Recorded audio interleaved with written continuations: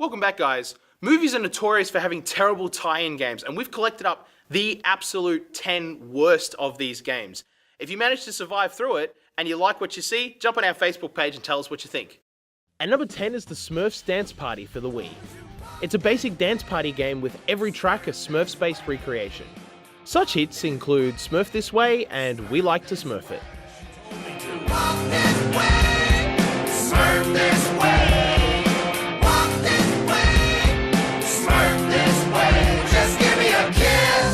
And number 9 is Who Framed Roger Rabbit for the NES. Roger Rabbit manages to combine the real and animated worlds with great success as a film. However, the game didn't bear much success.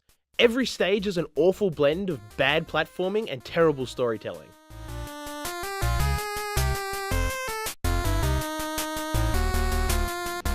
And number 8 is Fight Club for the PlayStation 2 and the Xbox. Fight Club was released 5 years after the brilliant success of the movie.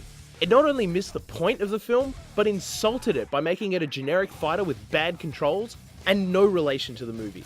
It fails to add anything to the fantastic novel or the movie.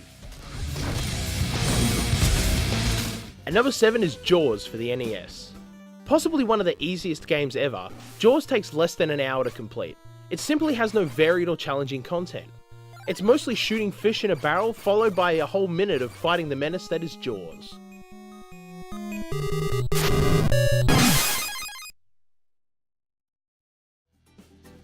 And number 6 is Wayne's World for the NES.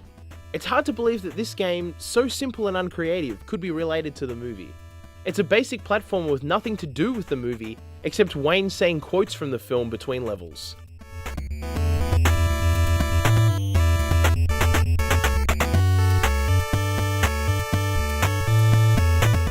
And number 5 is Charlie's Angels for the PlayStation 2. The Charlie's Angels game is notoriously awful. With a very simple and bland fighting system, you can only use blunt weapons or the objects around you. This game is a mess of invisible walls blocking your path and terrible graphics.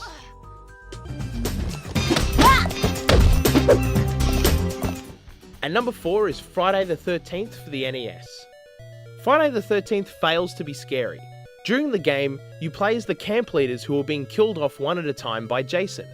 Defeating Jason involves throwing rocks at him, lighting fireplaces, or boxing with him in a knockout-style minigame.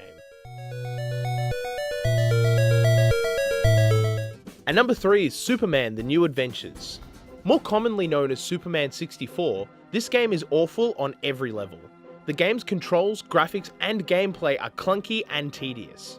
The flying controls are unresponsive, sometimes requiring multiple button presses for taking off or landing. And number 2 is Street Fighter, the movie, the game for the PSX. A bad movie made into an equally terrible game. It includes horribly digitized graphics, jerky animation, and nightmarish controls. Even Guile's theme can't save this one.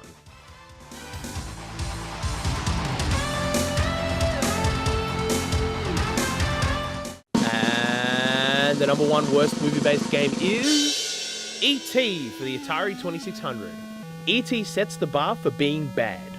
In the game, you collect phone parts for E.T.'s phone while avoiding agents and falling into pits. 2 years after the game's release, Atari nearly went bankrupt, having overinvested in what they thought would be $1 million success after the film. So I'd just like to apologize for putting you guys through that, but I mean, like we mentioned before, there are some pretty bad movie games out there, but I thought it was, honestly, it's kind of like a public service announcement, just to show you guys just what the worst ones are. That Smurf game. I could probably put up with the ET game. I could not put up with the Smurf game. I'd have, me personally... Every single song, I'm not kidding, is like a Smurf-based version of it. And there is they've got a pretty big soundtrack too. They got like, I think it was like well over like 80 songs. That's not good. But now we're going to go back to E3 2014.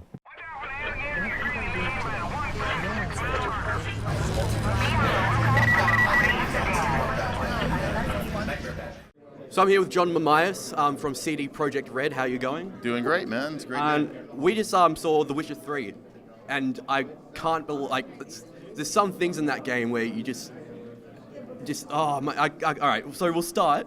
we'll start with the open world. We were shown that the size of it is so big. Like we went from one point in the map to another point. It wasn't even like the extreme north and south, and it was still saying that it would take 20 minutes at a full gallop. So can you talk about like a bit of like the game world in terms of like the size, like what kind of environments we go to, and also and also like the level of detail. Well, I think you saw a level of detail in the demo, so everything's really, really highly detailed in the game, and making it work on such a big sort of grand scale, it's a lot of work. Excuse my French. But in terms of the game regions, there's 3 really main regions in the game. There's this area called Skellige, and it's kind of based on Nordic mythology, and the geography looks like. I guess like Norwegian fjords and things like that, and we showed a bit of that a few years ago, in fact. So a lot of people have seen what Skellige looks like. It's very rocky and mountainous and so forth. Then there's this area called No Man's Land. It's really kind of barren and desolate, but there's been lots of destruction there because like the Nilfgaardian army has gone through there, and so there's a lot of villages have been burned and so forth, and so it's kind of riddled with lots of monsters and stuff. A lot of monster hunting is going to happen there. And then there's this big city, and in the surrounding areas of the big city called Novigrad. Novigrad's we kind of looked at what Amsterdam would have been like in the Middle Ages, and that's kind of the idea for Novigrad. It's the big free port city in the northern kingdoms of the universe. So it's a massive city, and that city in itself has sort of 4 huge districts that you quest in as well. So those are the 3 sort of main areas in the game. Then there's other areas we haven't talked about yet that you'll explore and discover, and then there's underwater sections in the game that you'll explore and discover, and yeah, it's all connected, and you can go anywhere you want to anytime.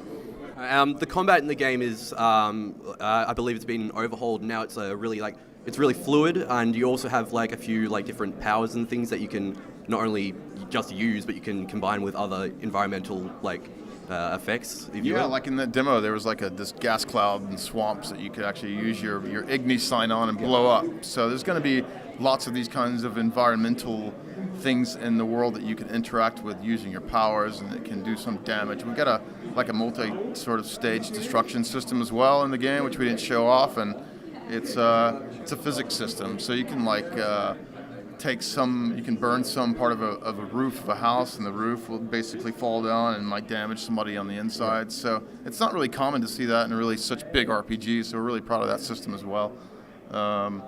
And yeah, combat we're really focused on making it much more fluid, adding tons more animations. Next gen systems can allow us to add more animation data, so everything looks a lot more fluid. It's a lot more intuitive. It's a lot more tactical as well. We developed out our sort of defensive parry system. So when you parry something, there's always a counter attack after a parry that you can trigger. Signs have multiple sort of functions, and they're developable, if that's a word.